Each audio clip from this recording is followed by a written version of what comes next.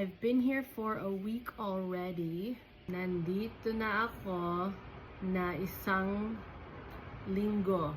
Isang linggo na ako dito. Oh my gosh. Here's a newspaper. Pakinggan at ulitin. Dyaryo. Diario. Diario. How does she ask you when you arrived in the Philippines? Kailan ka dumating sa Pilipinas? Kailan ka dumating sa Pilipinas?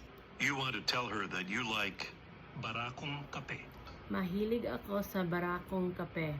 Mahilig ako sa barakong kape. I bought a lot yesterday. Binili ko ng marami kahapon. Marami akong binili kahapon.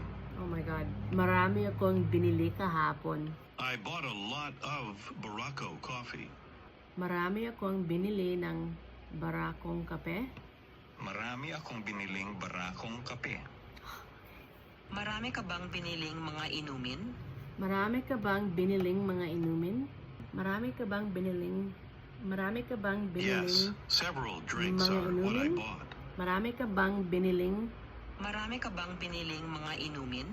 That just doesn't sound right to me. This is the end of Unit 1 and the end of today's lesson.